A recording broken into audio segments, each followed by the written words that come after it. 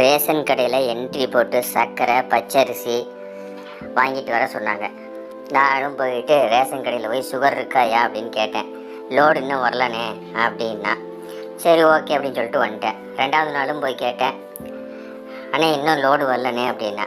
சரின்ட்டு வந்துட்டேன். மூணாவது நாளும் போய் கேட்டேன், என்னையா சுகர் வந்துருச்சா அப்படின்ட்டு. இன்னும் லோடு வரலனையோ, என்னையா ஒரு சுகருக்காண்டி எவ்வளோ தூரம் தான் நடக்கிறது, பொழுதுனிக்கு நடந்துட்டே இருக்க முடியுமா அப்படின்னு. உடனே அவன் சொன்னான், சுகருக்கு நடக்கிறது ரொம்ப நல்லதுனே அப்படின்னா. என்னடா இவன் பாட்டுக்கு சுகருன்ட்டான், எனக்கு என்ன பண்ணுறதுன்னு தெரியல. என்ன சுகருன்னு சொல்லிட்டானே அப்படின்னு நைட்டு ஃபுல்லும் எனக்கு தூக்கம் இல்லை.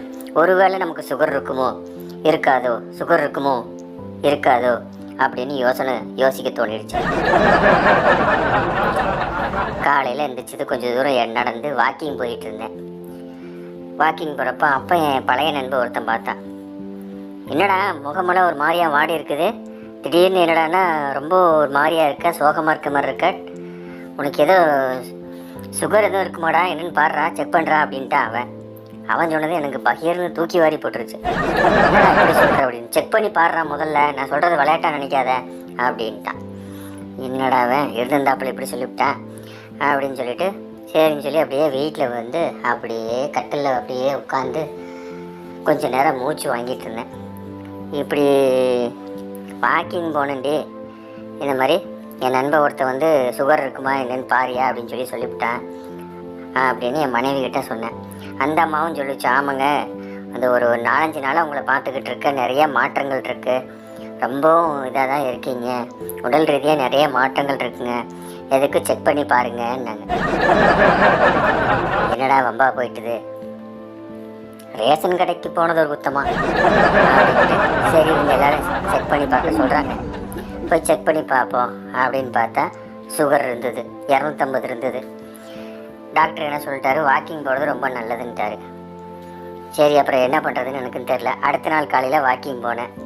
அதே பழைய நண்பன் வந்தான். வந்துட்டு என்னடா செக் பண்ணியா, சுகர் இருக்குதா அப்படின்னா. ஆமாண்டா 250 இருக்கு. அதான பார்த்தேன், எனக்கே சுகர் இருக்கும்போது உனக்கு இல்லாமல் இருக்குமா அப்படின்னா. கொஞ்ச நேரம் அப்படியே தூக்கி வாரி போட்டுது எனக்கு.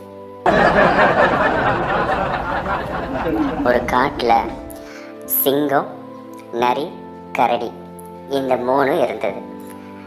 சிங்கம் வந்து கரடி கிட்டையும் நரி கிட்டையும் என்னப்பா எப்படி இருக்கீங்க அப்படின்னு கேட்டது. எங்கே சிங்கராஜா, நமக்கு இங்கே சாப்பாடு ஒன்றும் கிடைக்க மாட்டேங்குது, அதனால் கொஞ்சம் டல்லு தான், எதுவுமே வேட்டையாடி சாப்பிட முடியலை அப்படின்னு சொன்ன உடனே சிங்கம் பார்த்தது. உடனே ஒரு மான் வந்து அந்த வழியாக வந்த உடனே வேட்டையாடி சாகடிச்சு கரடியை கூப்பிட்டு, கரடி இங்கே வா, நம்ம 3 பேர்த்துக்கு பங்கு பிரி சாப்பிடுவோம் அப்படின்ச்சு. உடனே கரடி வந்து என்ன பண்ணுச்சு, பங்கு பிரிக்கணுமே, அது சமமாக பிரிக்க சொல்லிடுச்சு சிங்கம். சரி நம்ம சமமாக பிரிப்போம்னு சொல்லி ஒரு 3 பங்கு போட்டது. இந்த 3 பங்குலையுமே சம அளவு இருக்கிற மாதிரி 3 பங்கு போட்டது. அப்போது சிங்கத்தை கூப்பிட்டு, சிங்கராஜா இந்த மாதிரி வந்து கரெக்டாக 3 பங்கு பிரிச்சிருக்கேன் பாருங்கள் அப்படின்னு. சிங்கம் இந்த 3 பங்கை பார்த்ததும் கரடியை கூப்பிட்டு, இங்கே வா, என்ன பங்கு பிரிச்சிருக்க, ஒழுங்காக பிரிக்க மாட்டேன் அப்படின்னு சொல்லி ஓங்கி ஒன்று போட்டது. போய் பிரி அப்படின்ச்சு. மறுபடியும் கரடி வந்து பிரித்து வச்சது. பிரித்து வச்சோடனே இப்போவாது பாருங்கள் சிங்கராஜா நான் கரெக்டாக பிரிச்சிருக்கேன் அப்படின்ச்சு. மறுபடியும் அதே மாதிரி 3 பங்கு போட்டிருந்தது. என்ன கரெக்டாக பிரிச்சிருக்கேன்னு சொல்லி ஓங்கி ஒரே அடி அடிச்சது. அவ்வளோதான், கரடி அங்கே க்ளோஸ். கரடி க்ளோஸ் ஆன உடனே நிறைய கூப்பிட்டது, இங்கே வா, இதையும் சேர்த்து பங்கு வெறி அப்படின்ச்சு. நிறைய யோசிச்சது. மானோட வாழை மட்டும் எடுத்து வச்சுக்கிட்டு பாக்கி பூராத்தையும் ஒரு குட்டு போட்டு வச்சிருந்தது. சிங்கத்தை கூப்பிட்டு, மகாராஜா இது எல்லாத்தையும் நீங்கள் எடுத்துக்கங்க, இந்த வாழை மட்டும் நான் எடுத்துக்கிறேன் அப்படின்ச்சு. சிங்கத்துக்கு ஒரே சந்தோஷம். சிங்கம் கேட்டது, எப்படி நீ வந்து கரெக்டாக பங்கு போட்ட, ரொம்ப ஆச்சரியமாக இருக்கு எனக்கு அப்படின்ச்சு. அப்போ நரி சொல்லிச்சு, எல்லாம் இந்த கரடியை பார்த்து கற்றுக்கிட்ட ராஜா, எப்போ கரடி சொல்லிச்சோ அதுலேருந்து நான் கற்றுக்கிட்டேன் அப்படின்ச்சு.